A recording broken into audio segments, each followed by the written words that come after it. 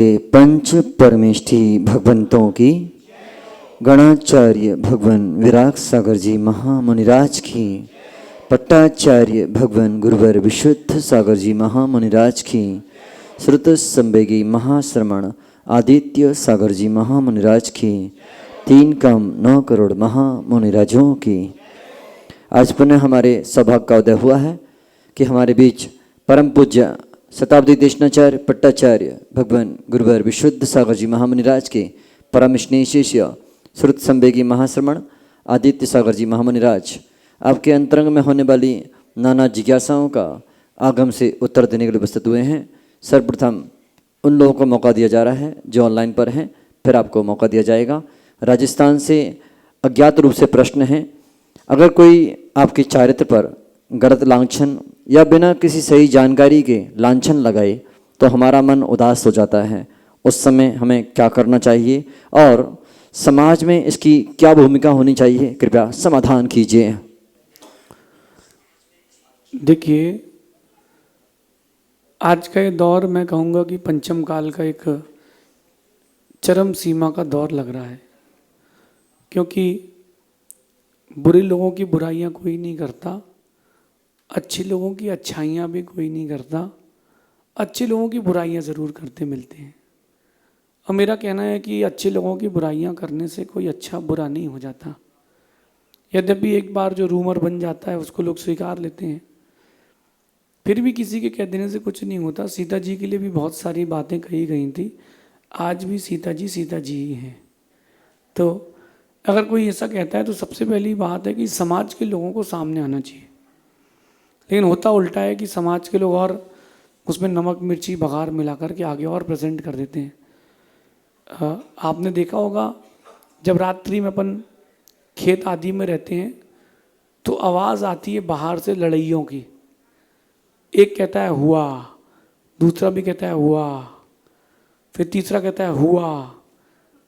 रात भर एक आवाज़ चलती है हुआ हुआ हुआ हुआ हुआ, लेकिन क्या हुआ किसी को नहीं पता।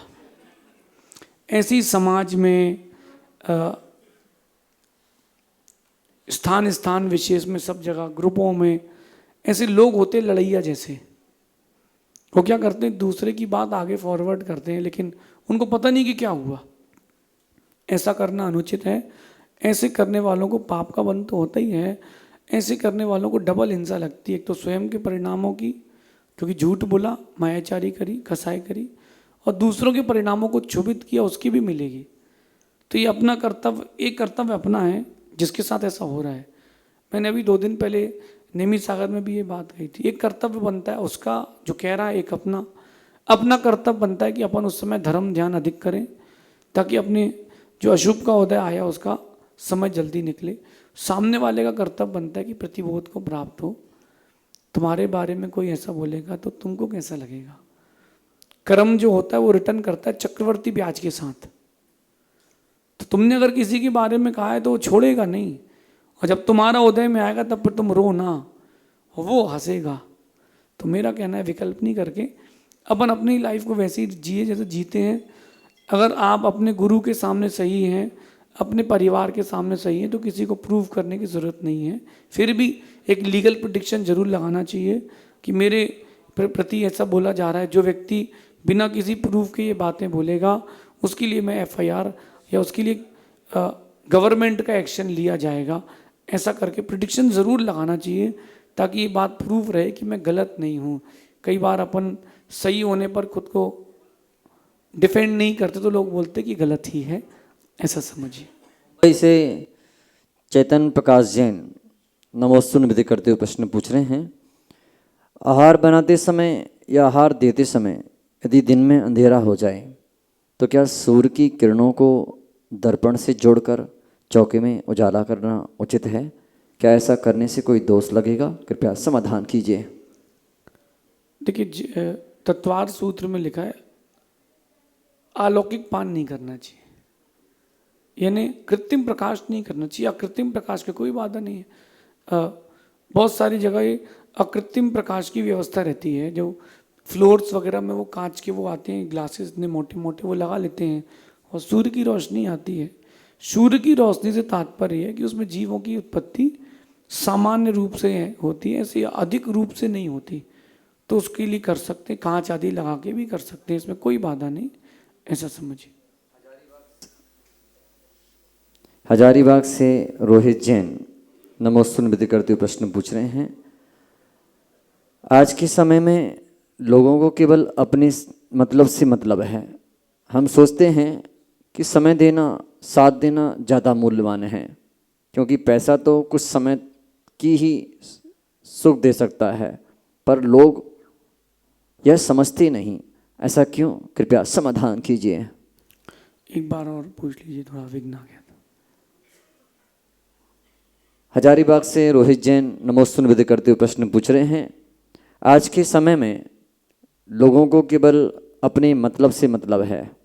हम सोचते हैं कि समय देना, साथ देना ज़्यादा मूल्यवान है, क्योंकि पैसा तो कुछ समय तक का सुख देगा, पर लोग यह समझते ही नहीं। ऐसा क्यों? कृपया समाधान कीजिए। देखिए, कहते हैं कि मनुष्य एक ऐसा प्राणी है जो ठोकर खाने के बाद ही सुधरता है, और जो ठोकर खाने के बाद भी ना सुधरे वो मनुष्य तो आयु से है, लेकिन क्रियाओं से वो मनुष्य नहीं है। आप समझ गए होंगे कि बचा क्या है। पैसा तो कहाँ हमेशा साथ में रहने वाला है, लेकिन जो आपका व्यवहार है, आपका व्यक्तित्व है, वो आपके जाने के बाद भी जीवित रहता है। आज अपने बीच में आचार्य विद्यासागर महाराज नहीं है, तो अगर देखा जाए तो व्यक्ति का अभाव, लेकिन व्यक्तित्व का अभाव नहीं हुआ। व्यक्तित्व आज भी है, तो अपन को व्यक्तित्व पर काम करना चाहिए, और दुनिया पैसे पर काम करती है। जो कुछ समय तक साथ दे, उस व्यक्ति और उस वस्तु की ओर नहीं जाना चाहिए। जो लंबे समय तक आपका साथ दे, उस व्यक्ति उस वस्तु की ओर जाना चाहिए। और व्यक्ति ये बात भूल जाता है कि इस जन्म के बाद दूसरा जन्म भी है। तो अपन इस बात को ध्यान रखें कि पैसे को ही प्रधानता अपने जीवन में ना दी जाए, व्यवहारिकता और सद्भावना, इनको भी अपने जीवन में स्थान देना चाहिए, ऐसा समझिए। शेष जिज्ञासाओं का समाधान आगे आने वाले समाधानों में होगा। अब हमारे समक्ष जो जिज्ञासुजन हैं वो आएंगे, क्रम से अपनी जिज्ञासा रखेंगे। जिनका नाम बोला जाए पहले से स्थान पर पहुंच जाएं, आपका स्थान नियुक्त कर दिया गया है। सर्वप्रथम जिज्ञासा के लिए आ रहे हैं प्रदीप जी चूड़ीवाल, इसके बाद तैयार रहेंगी प्रतिभा जैन।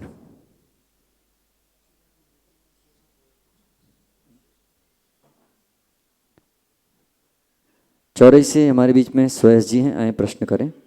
अजय आप अजय पहले।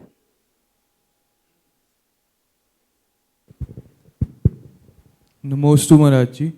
महाराज जी, जब लाइफ में आप बहुत अचीव कर चुके हो, बट एक बाद आप कुछ बहुत टफ डिसीजन लेते हो, बट उसमें आप फेल ही हो रहे हो 2 या 3 बार से, तो उस समय ऐसा लगता है कि सब अपने को मतलब कम आंक रहे हैं। अपना भी सेल्फ डाउट बहुत होने लगता है कि कुछ भी कर ले थोड़े से रह ही रहा है हर बार। उस टाइम पे कैसे अपने आप को मोटिवेट रखें, आगे बढ़ते रहें और करें कि वो चीज़ हो पाएगी कि नहीं पाएगी, तो उसमें कैसे अपने आप को कंसिस्टेंट रखें। अच्छा सुरेश, तुम एक बात बताओ, हमको सुनते हो? हमारी जी महाराज जी। हमारी आवाज़ कैसी लगती है? बहुत प्यारी।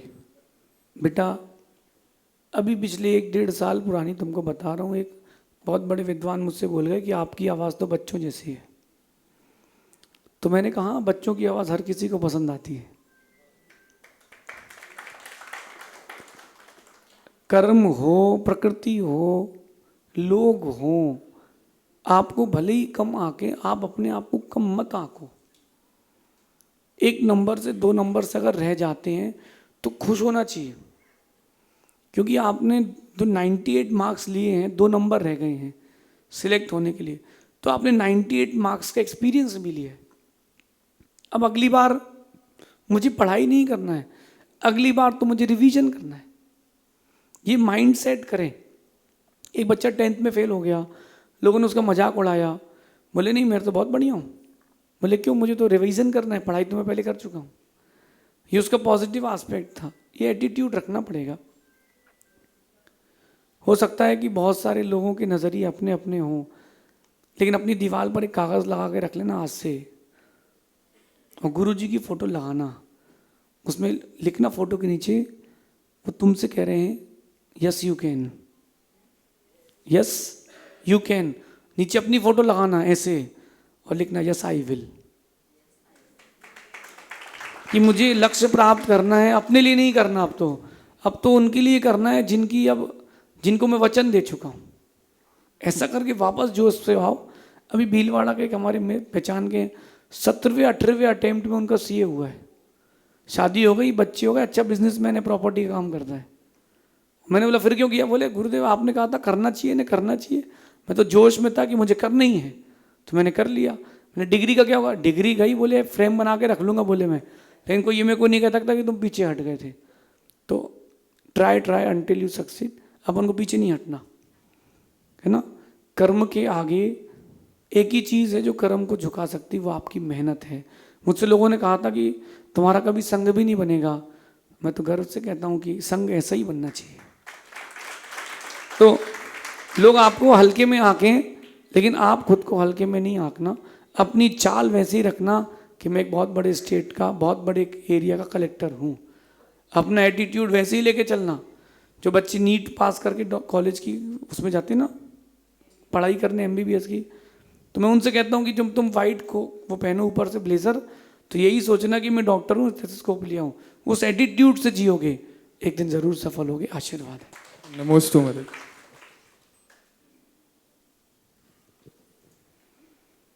श्री 108 आदित्य सागर जी महामुनिराज सत्संग की चरणों में त्रिवार नमोस्तु नमोस्तु नमोस्तु। सकल दिगंबर जैन समाज श्यामनगर, जिसमें महावीर दिगंबर जैन मंदिर, आदिनाथ दिगंबर जैन मंदिर, दोनों बहुत ज़्यादा हर्षोल्लास के साथ आपके आगमन का इंतजार कर रहे थे और बहुत अच्छे से सारे प्रोग्राम दोनों मंदिर के पूरी संतुष्टि के साथ, हालांकि 7 दिन होता तो और अच्छा होता, लेकिन अब जो भी है समय है, तो बहुत अच्छे से हुआ। अब मेरा प्रश्न यह है कि अपने जैन धर्म में किन किन नियमों को तर्क संगत अपन बच्चों को, कम उम्र वालों को समझावें ताकि वो हमारी बात को फॉलो कर सकें। देखिए, सबसे पहली बात है कि बच्चे के भविष्य का निर्माण उसके वर्तमान से होता है, और उसकी जो भोजन पद्धति है और भाषण पद्धति है, इन दोनों को सुरक्षित रखना बहुत ज़रूरी है। आज के इस दौर में आपको बच्चों की भाषा और भोजन दोनों संभालना ज़रूरी है। कम उम्र में इसलिए जा रहे हैं क्योंकि भोजन बिगड़ चुका है, और कम समय में रिश्ते इसलिए टूट रहे हैं क्योंकि भाव और भाषा बिगड़ चुकी है। तो अपने जो छोटी उम्र के बच्चे हैं, मैं कहता हूँ कि उनको धार्मिकता तो सिखाना ही चाहिए, लेकिन भोजन की शुद्धता और भाषा की शुद्धता, इस पर ज़्यादा जोर देना चाहिए कि बेटा गंदी बात नहीं करो, अच्छे शब्दों का प्रयोग करो। अगर आपने ये प्रयोग किया, मैं कहता हूँ कि आने वाली जो पीढ़ी रहेगी वो देश नहीं विश्व बोलेगा कि हाँ, कि जैन समाज में ऐसे भी वर्ग हैं जिनके बच्चों की भाषा और भोजन आज भी भगवान महावीर की तरह है। तो अपन को इसका प्रयोग करना चाहिए, ऐसा समझिए। अगली जिज्ञासा के लिए तैयार रहेंगे सुभाष जी बाकलीवाल, आप आ जाएं। अरे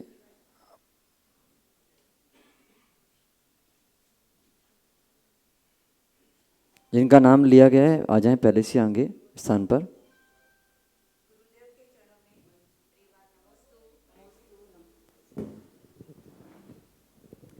गुरुदेव के चरणों में त्रिवार नमोस्तु नमोस्तु नमोस्तु। महाराज श्री, दिमाग के लिए शीर्षासन, मन के लिए पद्मासन और तन के लिए वज्रासन। मेरी ये जिज्ञासा है कि आत्मा की उन्नति के लिए कौन सा आसन करना चाहिए? शवासन, सबसे अच्छा आसन शवासन। चारों खाने चित्त और चित्त में चित्त लीन। ये तो विनोद कर रहा हूँ, आगे चलते हैं। शवासन मतलब दोनों हाथ पैर ढीले छोड़ दो, जैसे कोई मुर्दा पड़ा हुआ है ना, लाश पड़ी हुई है, आनंद है। उससे अच्छा कोई आसन ही नहीं। आत्मा के लिए आसन नहीं, आत्मा के लिए असन चाहिए। मैंने अभी आध्यात्मिक प्रबंधन ग्रंथ में लिखा है कि आत्मा को भी भोजन दें। आत्मा तो भोजन करती नहीं है। आप जैन लोग ऐसा कैसे बोल सकते हो? हाँ, आत्मा को भोजन दें। आत्मा को असन की जरूरत है, आसन की नहीं है। और आत्मा का असन है स्वाध्याय। क्योंकि झाणक जैन पावड़ ग्रंथ में मैंने पढ़ा है, जो ध्यान का ग्रंथ है कि आसन की कोई महत्वपूर्णता नहीं है, काय का उत्सर्ग होना चाहिए, यानी निर्मोहता होना चाहिए। तो अगर आप आत्मा को एक सुंदर आसन देते हो स्वाध्याय का, तो ज़रूर स्वस्थ रहेगी। ऐसा प्रयोग मैंने किया है, मैं इसमें जीता हूँ, आप भी जी सकते हैं। बाकी अगर फेवरेट आसन की बात करें तो सब आसन सबसे अच्छा आसन। अगली जिज्ञासा के लिए तैयार रहेंगी चांदनी जैन। नमस्तु भगवान, नमस्तु भगवान, त्रिवार नमस्तु भगवान। मोह क्यों होता है और मोह को दूर हटाने के लिए क्या उपाय करना चाहिए? मोह और आसक्ति में क्या अंतर है? आप शांति से पूछो, माइक ऐसा लगाओ, ऐसा आप पूछो। मैं बोला मोह क्यों होता है? हाँ, मोह को हटाने के लिए क्या उपाय करने चाहिए? मोह है, आसक्ति में क्या अंतर है? बहुत अच्छी बात। देखिए, मोह को हटाने के लिए आपको उन लोगों की संगति में रहना चाहिए जिनके पास मोह नहीं है। क्योंकि अपन मोह हटाना चाहते हैं और वहीं रहेंगे जहाँ मोह की प्रबलता है, तो कैसे हटा पाएंगे? कहीं ना कहीं ये अपनी त्रुटि हो जाएगी। अगर उपवास किया है तो उन लोगों के साथ मत घूमो जो होटल में रहते हैं। आप अपने कक्ष में रहो तो वो कि बार बार चीज़ों की खुशबू आएगी तो वापस फिर इच्छा हो जाएगी। तो मोह हटाने के लिए यही उपाय है कि अपन उन लोगों की संगति में रहें या वैसी चीज़ों को पढ़ें, वैसे ग्रंथों को पढ़ें, वैसी भावना लाएं जिससे मोह हट सकता है। न इसके लिए अलग से कोई इंजेक्शन है, ना दवाई है, ना कोई आसन है, ये अपनी स्वयं के ऊपर डिपेंडेड है। रही बात मोह और आसक्ति में, तो आप ध्यान रखना कि जितने भी मोह से रिलेटेड आपकी क्रियाएं हैं वो दुख का ही कारण है। आसक्ति हो, दुख हो, संक्लेशता हो, पश्चाताप हो, सब मोह के ही परिवार के लोग हैं। और मोह का इतना बड़ा नेटवर्क है जिसको संभाल पाना नामुमकिन सा है। तो सारा खेल मोह का है। मोह एक राजा, उसके दो प्रमुख सैनिक राग और द्वेष, और फिर इनके नीचे चालू होता है पूरा चक्रव्यूह। तो मोह को जीतें। जिनके पास मोह नहीं होता ना, उनके साथ चलें तो छुल्लक जी का और आपका बाल बराबर बचे हैं। टेंट उखड़ गया है, तंबू बचे हैं, एक से लगेंगे और सेट भी हमारा पूरा हो जाएगा, चल सकते हैं। अगली जिज्ञासा के लिए तैयार रहेंगी वर्णिका जैन। नमोस्तु महाराज जी, नमोस्तु नमोस्तु। मेरा प्रश्न ये है, आज के ज़माने में यूट्यूब, AI और ChatGPT के ज़माने में बच्चों को व्यवहार कैसे सिखाएं? देखिए, मेरा कहना है कि बच्चों को नहीं पता कि यूट्यूब क्या होता है, बच्चों को नहीं पता कि ChatGPT क्या होता है, ना उनको इंस्टाग्राम पता है। वो अपन देखते हैं तो उनको मालूम चलता है। एक बहुत बड़े व्यक्ति से मैंने पूछा कि आपका बच्चा चॉकलेट नहीं खाता? बोले खाता है। मैंने कहा फिर आप कहते हो कि मेरा बच्चा तो टॉफ़ी नहीं खाता। बोले आप पूछो टॉफ़ी खाते हो? मैंने पूछा। बोले हाँ। मैंने कहा दिखाओ।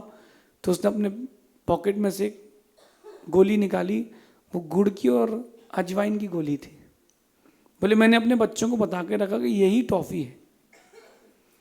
आज के इस दौर में जो बच्चे हैं उनको आप किसी भी चीज़ का निषेध अकेला ना करें, विधि भी करें। अगर आप कहते हो बच्चों से कि बच्चे आलू नहीं खाएं, तो माँ का कर्तव्य बनता है कि उनको घर में केले के पराठे बना के खिलाए। निषेध तो कर दिया, विधि नहीं करी। मिथ्यात्व के पास मत जाओ, विधि भी तो करो कि आप देव सास गुरु की सन्निधि में आओ। उसको कोई ना कोई अवलंबन तो दो। जब अवलंबन दोगे तो जाएगा। आप बच्चों को यूट्यूब से दूर नहीं कर सकते, आप उसको खुद से जोड़ें। अपने बच्चों को खुद से जोड़ने का प्रयास करें, उनका इंटरेस्ट देखें और उनकी इंटरेस्ट की चीज़ें आपको खुद बताना पड़ेंगी, आपको कहानियाँ खुद सुनाना पड़ेंगी, तो बच्चे वहाँ नहीं जाएंगे।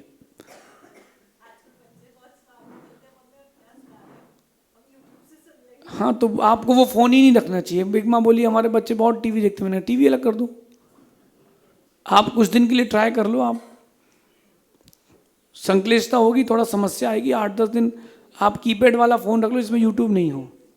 मेरे पास तो यही है, वो देखो। तो अगर आप वो वाला फ़ोन रखोगे तो बच्चे कहाँ से यूज़ करेंगे? तो मेरा तो इतना ही कहना है कि अगर अपन वो चीज़ों को, निमित्तों को हटा देंगे तो बहुत अच्छा है, बेस्ट है। आप तो प्रयास करना कि 10 बच्चे बैठे हैं और आप 10 लोग, एक बच्चा बैठा, आप 10 लोग बैठे, आप सभी बुक्स पढ़ो। छोटा बच्चा 6 महीने का, वो भी एक खाली पेपर छोड़ दो वो भी उठा के वही पढ़ेगा, क्योंकि वो अपन से सीखता है, उसके पास कोई ऑप्शन नहीं है। अभी भी कर सकते हैं अपन, अगर उसके भविष्य का निर्माण करना चाहते हैं तो अपन को भी सेल्फ कंट्रोल करना पड़ेगा। राम चाहते हैं तो दशरथ तो बनना पड़ेगा। अगली जिज्ञासा के लिए तैयार रहेंगे गुड़गांव से निधि जैन, और इसके बाद तैयार रहेंगे राखी जैन। नमोस्तु महाराज जी। महाराज जी, अगले साल मैं आचार्य गुरुवर्षी 61 विद्यासागर जी महाराज के बनाई हुई बालिकाओं के लिए प्रतिभा इसलिए इंदौर ज्ञानोदय विद्यापीठ में जाने वाली हूँ, जबलपुर। मेरा प्रश्न ये है कि नॉर्मल स्कूल और प्रतिभा इसलिए जैसे गुरुकुलों में क्या विशेष है? बहुत अच्छी बात बेटा। जिस दिन भारत आज़ाद नहीं हुआ था, जब 1947 की बात है, मैं आपको उसके और 100 साल पहले लेके चलता हूँ। जैसे ही अंग्रेजों ने भारत में आक्रमण किया और कब्जा किया, एक दिन में भारत में जो गुरुकुल चलते थे, स्कूल सिस्टम नहीं था ना, डिग्रियां नहीं थी, नॉलेज था, तो भारत में एक दिन में 7,20,000 गुरुकुल बंद किए गए थे। किस बात के लिए? कि आपकी कंट्री इलिटरेट है। इलिटरेट क्यों है? क्योंकि आपके यहाँ किसी के पास डिग्री नहीं है। भारतीय लोगों ने उनकी बातों को स्वीकार लिया और लिटरेसी रेट बढ़ाने के चक्कर में गुरुकुल 7,20,000 गुरुकुल सिंगल डे में बंद किए गए थे और स्कूलें खोल दी गई थी। और बेटा उस स्कूलों में बच्चों को पढ़ा करके केवल डिग्री दी जाती थी, कैरेक्टर नहीं दिया जाता था। आचार्य भगवान विद्यासागर जी महाराज की दृष्टिकोण या दूरदर्शिता बहुत बड़ी थी।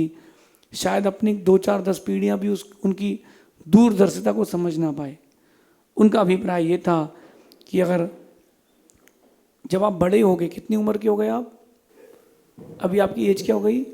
8 ईयर्स के हो। बेटा जैसे जैसे एज बढ़ती है ना, वैसे वैसे खुद को संभालना पड़ता है। जैसे जैसे गाड़ी की स्पीड बढ़ती है, वैसे वैसे अपन को गाड़ी का बैलेंस बनाना पड़ता है। तो आचार्य श्री का अभिप्राय ये रहा कि एक ऐसी संस्था हो जहाँ हमारे बच्चियों के चारित्र का निर्माण हो, सुरक्षा हो, क्योंकि बच्चियाँ सुरक्षित रहेंगी तो ही हमारे आने वाली आगे पीढ़ी सुरक्षित रहेगी। उस गुरुकुल में आप जब जाओगे तो वहाँ आपको धर्म भी सीखने मिलेगा, शुद्ध भोजन भी मिलेगा, वहाँ के लोगों की अच्छी भाषाएं सुनने मिलेंगी, तो आपकी भाषा भी नहीं बिगड़ेगी। लेकिन थोड़ा घर का तो रहता है, मम्मी पापा नहीं मिलेंगे। लेकिन मम्मी पापा कहाँ जाएंगे? वो यहीं तो हैं। आपको वहाँ रह कर के अपने आप की पहचान करने का भी मौका मिलेगा, हम अच्छे व्यक्ति कैसे बने। अब आप बोलो कि नॉर्मल स्कूल में क्या दिक्कत है? वहाँ आपको ऐसे भी लोग मिलेंगे जिनकी क्रियाएं खराब होंगी, उनके साथ रह के आप बिगड़ सकते हो। तो आपका पिताजी ने आपके बहुत अच्छा निर्णय लिया है, लेकिन वहाँ जाने के बाद अच्छे संस्कारित बच्चे बन के निकलना। केवल 12th तक ही पढ़ करके संस्कारित मत बनना, उसके बाद आने वाले समय में भी उन संस्कारों को बचा के रखना। आशीर्वाद है। अंतिम जिज्ञासा के लिए तैयार रहेंगे अनिल चोड़ीवाल। नमोस्तु महाराज जी। आजकल लाइफ में हर जगह कंपटीशन हो गया है। हम छोटी छोटी समस्याओं से निराश हो जाते हैं, धीरे धीरे वो डिप्रेशन का रूप ले लेता है, और बच्चों में भी ये समस्या आम हो गई है। तो हम अपने बच्चों को कैसे ट्रेन करें ताकि ऐसी स्थिति ना बन पाए? कृपया मार्गदर्शन करें। देखिए, मैं मानता हूँ कि व्यक्तित्व का विकास तभी होता है जब कंपटीशन होता है, और कंपटीशन नहीं आएगा तो व्यक्तित्व का विकास नहीं होगा। कंपटीशन बुरा नहीं है, लेकिन कंपटीशन में नहीं जीते और खुद को छोटा मान लिया, ये बुरा है। हर बार जीत किसी की नहीं होती। इंडियंस के साथ एक बहुत बड़ी प्रॉब्लम है, वो जब भी कोई मैच देखते हो यही सोचते कि इंडिया जीते ही जीते। अरे भैया, वो बेचारे खेलने वाले वो भी तो इंसान हैं, रोबोट तो है नहीं कि वो चार्ज करो चलता ही रहेगा। तो जीवन में कई बार हार भी स्वीकारना चाहिए, और जो हार स्वीकार लेता है वो बहुत बड़ी सफलता को प्राप्त कर लेता है। कंपटीशन कहाँ नहीं है, अब तो मोक्ष मार्ग में भी आ गया है। और आप आजकल जैन समाज में सबसे बड़ा कंपटीशन कितने की बोली गई? अच्छा, इतने की? वहाँ बड़े महाराज जी हैं। अरे भैया, साधु की पहचान बोली से होती है, बोली से नहीं होती। उनकी बोली कैसी है, कंपटीशन सभी जगह है। अपने बच्चों को एक बात समझाना कि आपको अपना 100% देना है, जो रिजल्ट मिल रहा है उसमें खुश रहो। आप अपना 100% दो, इसके बाद जो रिजल्ट मिल रहा है उसमें खुश रहो। ऐसा बच्चों को स्टार्टिंग से सिखा के रखना। मैं तो यही करता हूँ। मैंने आपके सामने शुभ सामान प्रेजेंट कर दिया, अब मालूम चला बाद में कि रिकॉर्डिंग ही नहीं हुई। अब कोई बात नहीं, कल देखेंगे, नहीं हुई तो नहीं हुई, अपना क्या गया, अपना तो मुख है, कल फिर कर देंगे। तो अपने पास जो आउटपुट मिल रहा है उसमें सेटिस्फाइड रहें, मेहनत में कमी ना करें। कंपटीशन तो और बढ़ेगा, बट आपकी मेहनत भी और आगे बढ़ना चाहिए, ऐसा समझिए।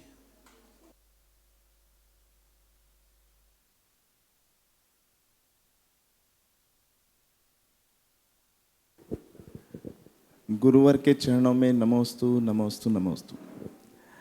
महाराज श्री, जैन समाज ज़्यादातर व्यापार में लगा हुआ है और अधिकांश लोग अपने गांव छोड़ करके व्यापार वृद्धि के लिए, विकास के लिए शहर की तरफ आ जाते हैं और गांव छोड़ देते हैं। जयपुर शहर भी दो भाग में बटा हुआ है। एक हमारा पुराना शहर है जो सिटी है, और एक अब कॉलोनियाँ बस गई है। बहुत सारे लोग पहले शहर में रहते थे, लगभग ज़्यादातर जैन समाज शहर में रहते थे। अब धीरे धीरे वो जैन समाज वहाँ से पलायन करके बाहर कॉलोनियों की तरफ आ गए हैं, क्योंकि आज के नई जनरेशन को भी सुविधाएं चाहिए, गाड़ी रखने के लिए चाहिए। तो वहाँ बहुत सारे मंदिर हैं जो एक से एक भव्य मंदिर हैं, बहुत ही सुंदर, लेकिन वहाँ पे आजकल लोग बहुत कम नज़र आते हैं। उनका संरक्षण कैसे किया जाए? देखिए, प्रश्न मुझसे हर 2-4 दिन में कोई ना कोई करता ही है। मैं कहता हूँ जो लोग प्रश्न करते हैं वही लोग संगठित हो जाए तो काम बन जाएगा। क्योंकि प्रश्न उनके मन में ही आता है जिनके मन में पीड़ा है। जी बिल्कुल। बहुत सारे लोगों ने संगठन बनाए लेकिन वो संगठन चले ही नहीं। मेरा कहना है कि ये तो वहाँ के व्यवस्थापक एक्टिव हों तो काम हो सकता है। क्या होता है कि किसी व्यक्ति को आप काम दोगे और जिम्मेदारी दोगे तो काम होता है। अब आपके मंदिर में माना कि कोई बच्चे 8 बच्चे टोली बना के आ गए अभिषेक करने के लिए, तो आपको उनको जिम्मेदारी देना पड़ेगी, उनको एक अलग से आपको स्थान देना पड़ेगा, तब वो अगली बार आएगा। आपने इतनी श्रद्धा से प्रश्न किया और मैं बोलूँ कि ये तो प्रश्न 3-4 बार आ गया, चलो बैठो, तो आप बोलोगे यार मैं तो बहुत श्रद्धा से पूछ रहा था, मुझे क्या पता था कि पहले भी आ चुका है। आपको स्थान देना पड़ेगा, जिम्मेदारी देना पड़ेगी। मैं कल शहर ही जा रहा हूँ जी। मैंने पहले भी ये बात कही कि अगर वहाँ के मंदिर वाले एक प्रॉपर तरीके से काम करें और जयपुर की जो समाज बड़े मंदिरों की है वो एक टूर बनाए कि 3 दिन में 200 मंदिरों के दर्शन, 3 दिन में 150 मंदिरों के दर्शन, रहना खाना आपकी व्यवस्था हम लोग करेंगे, बाहर के यात्री आएंगे और इसके द्वारा अपन उस मंदिरों की रक्षा कर सकते हैं। एक ऑप्शन। दूसरा ऑप्शन, अगर कोई रख रखाव वाला है ही नहीं तो मर्ज कर लेना चाहिए ताकि कम से कम सुरक्षा तो रह जाए। कल के दिन कुछ भी नहीं बचेगा तो क्या करेंगे। तीसरा ऑप्शन, ये ऑप्शंस में कोई भी ऑप्शन दे सकते हैं। तीसरी बात यह है कि बारी बारी से अलग अलग हर मंदिर को, कमेटी को अपने यहाँ के 5-5, 8-8 लोगों को नियुक्त करना चाहिए कि आपको केवल मंडे जाना है और मंडे आपको 3 मंदिर जाना है, 1 मंदिर जाना है। ऐसा यूनियन बना के काम करेंगे तो होगा। मैं कहता हूँ कि ये ना सोचे कि कौन कौन सहयोग कर, अपन ही प्रारंभ कर दे। ठीक है कि हम 8 लोग इकट्ठे होते हैं, अपन इस सोमवार को, सिर्फ सोमवार अपन ये वाले मंदिर चलेंगे, अगली जो टीम हो उसको मंगलवार दूसरा मंदिर दिया जाए। ऐसा अलग अलग करके एक ही मंदिर में अलग अलग टीम और अलग अलग ऐसा करके अपन बहुत कुछ कर सकते हैं, लेकिन मैनेजमेंट से कर सकते हैं। मैं कर सकता हूँ, मुझे कोई बाधा नहीं, लेकिन मेरे पास आपकी तरफ से लोग आएँ और वहाँ की तरफ से परमिशन आए, क्योंकि अपन को मंदिर से कोई मतलब ही नहीं है, भगवान की पूजन आराधना से मतलब है। तो अथॉरिटी भी मिले और परमिशन भी मिले, फिर देखो आप क्या एडमिनिस्ट्रेशन होता है। शेष अपन आगे देखेंगे। भगवान महावीर स्वामी की। एक प्रश्न